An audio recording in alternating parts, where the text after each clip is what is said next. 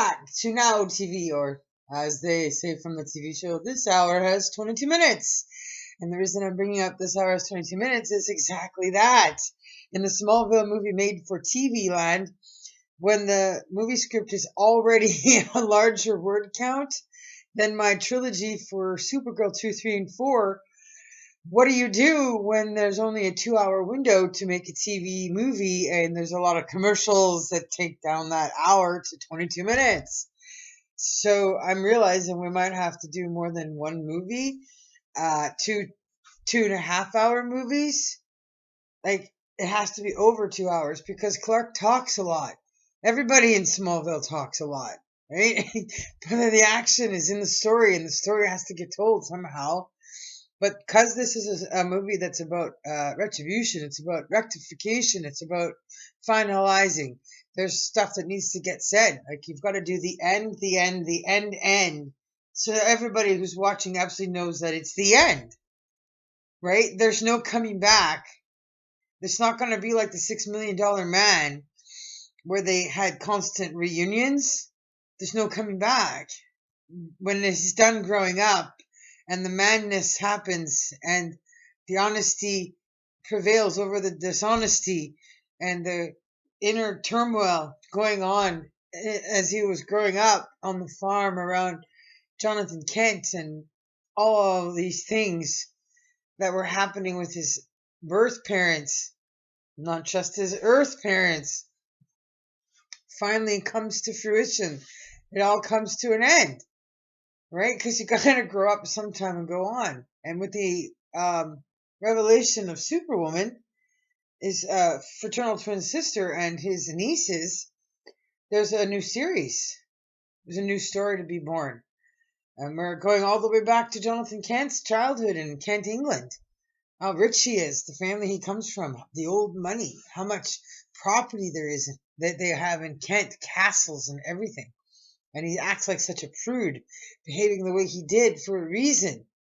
He was wrong, it turns out, as they investigate, that he was just looking at it from a child's mind, never able to go back and swallow his pride and reevaluate and look through things as an adult, through adult eyes, an adult mind, to find the mistakes that he misinterpreted when he was that boy. So they got all that new stuff. I just want people to know that what I produce at the end, when it says the end, that it's the end. That's not to say that I don't have other things, that I won't be there on camera with people or behind the scenes dealing with the other material. It's just that this part of Smallville and Tom Welling's acting life and his time as Clark and Superman is over. It's the end, finished. He's not in high school. We can't go back to high school. This isn't college or university. It hasn't been just a few days or a few years. It's decades, right? We've all grown up. So this one shot. My problem is what to do about this hour having 22 minutes in it, and I've written like 120,000 words already. It has to be finalized with me and Tom reading it to clean it up. He's got to mark all the places after he's read it once, and then we go back and clean it up, finalize it, and then publish it, and then tell everybody that he's changed his mind. There's going to be a Smallville movie. One. Well, it's a 2-part series, so it'll be 2.5 hour movies, so that we don't have to keep coming back. He might argue with me about doing a season or 2 of episodes to break it down so that there's less of it in the movies to make, so it doesn't feel like it's being rushed. Some sections of the movie might be for him uncomfortable. Well, Clark doesn't do that. Clark doesn't behave that way. Clark would never be that way. So for argument's sake, he might be right in that way. But that'll be it. Whatever we agree on to finalize to do, that'll be it. So without further ado, I'm going to go on with reading the 31 sample pages that people can order from me. You can write to me at thewriterwon@gmail.com, the Smallville movie at gmail.com, Superwoman exists at mail.com, and ask for a copy of the 31 pages. I need to find an assistant, somebody who can proofread and edit better than I do, who has the time, whose job it is to do that. Because I have to, at some point, put this in with the Writers Guild of Canada next to my You've Got Mail too. And so, without further ado, this next section is called Kent, England. Clark says, "Hey, Mom, can I ask you something? Where are you?" Clark's mother, "I'm upstairs, dear. I'll be right down." Clark, "Okay. I'm in the study room. There's something you need to see." There was only silence after that for the next couple of minutes, until his mother walked into the room and said, "What is it, dear?" Clark, "Have you seen or know anything about this?" He showed his mother what he had been looking through, paperwork, including a small stack of newspaper articles and pictures of castles. Clark had never seen any of this before, and wondered why his father would not have shared any information about it with him. Clark's mother reaches out and takes the newspaper articles from Clark's hand and turns it around to look at it, and the second she saw Leeds Castle, her face went white as a ghost, and she gasped and sat down before speaking. Clark's mother said, "Leeds Castle? Oh, my word, where did you find this?" Clark says, "I have been going through my adoption box of papers and other stuff Dad had put in here, and I didn't know what to make of what I've just discovered. All these articles talk about a place called Kent. There are pictures and stories about different castles there." Clark's mother says, "Well, I never knew your father was collecting this stuff either. But you are right, you have the right to ask. Your father and I should have sat you down a long time ago and told you about this. Kent is in England, and it is where your dad comes from. His family is English, and a very well-to-do family. When your father left home, he decided he wanted to make it in the world on his own instead of taking trust fund money to live. He was sick of the life his family attempted to instill on his soul. He wanted nothing to do with what most of his family was like. It was a tough choice he had to make, but he clearly thinks he made the right choice. Because look at what he got to show for it. This farm and us." She smiled at Clark. Clark, "You mean to tell me Dad's rich? That his family has lots of money? And that I could have had a pair of $300 sneakers every once in a while? And that cashmere sweater I always wanted?" He smiled and laughed, waiting for his mother's reply. Clark's mother, "Yes, I suppose you have the right to poke fun at that a little, because your dad could have asked for his money any time and treated us both to some of the finer things in life once in a while. I can agree that something cashmere would have been quite nice indeed for both of us." Clark says, "Wait a minute. This also means that Dad didn't need to sell the quarter section of the land. He could have just called his parents and asked for his trust fund money.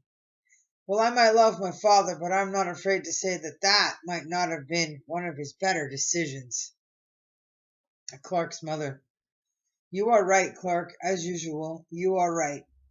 I suppose it was just as easy as that for him to fix the financial problems around here. But we have to look at how old he was and how set in his ways he also happened to be. Is that it? Can I go finish what I was doing upstairs?" "Yes, I suppose for the moment you're free to go, but I'm not letting you off the hook that easy. We will talk about this some more. After all, you are an accomplice in keeping this from me. You could have told me too." Clark's mother, "Yes, I could have, but I only went there with your father a few times when we were dating. So I feel much the same way your father did, estranged and uncomfortable when I think about those people and their castles." Clark, "All right, Mom, thanks for cooperating with me. You can tell me more another time when you have more time. Right now I have to get ready for the town fair. I can't figure out what I want to do. I thought to volunteer to be in the dunk tank, but when I asked about it, I was told someone has already been chosen for it. So I'm not sure what I can do to do my part.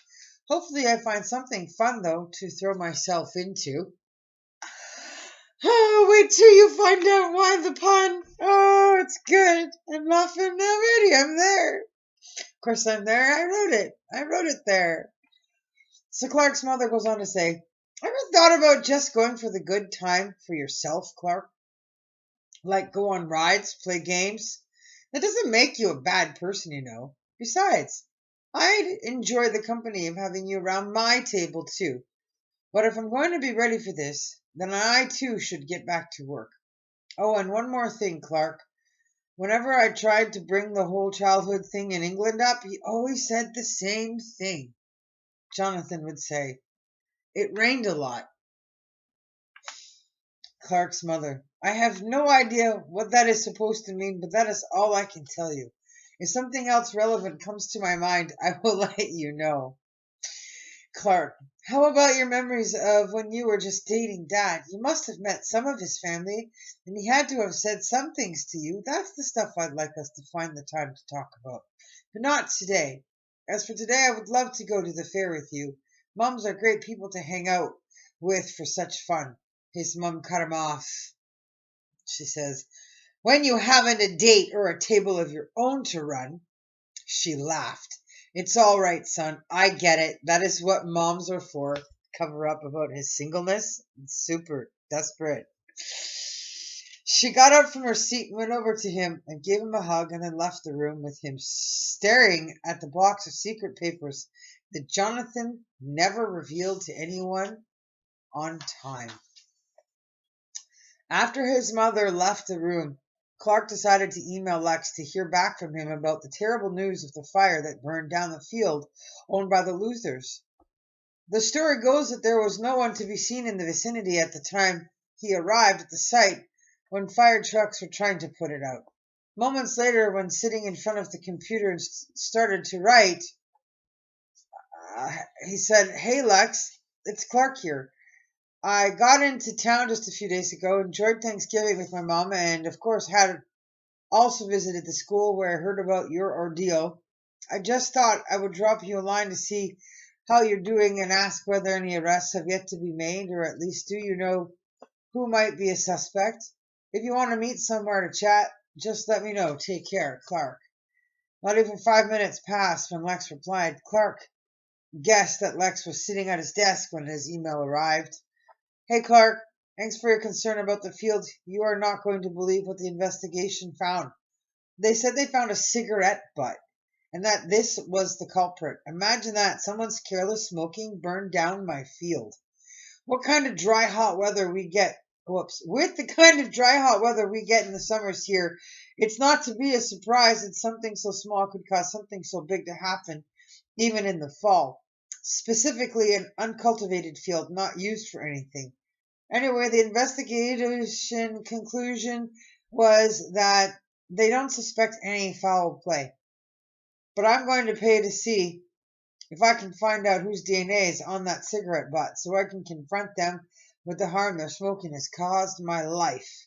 I am sure we will see each other soon, Clark. I think I will find the time to make an appearance at the fair, so maybe I will see you there. Take care, Lex Luthor. And that's the end of it. I'll be back with more.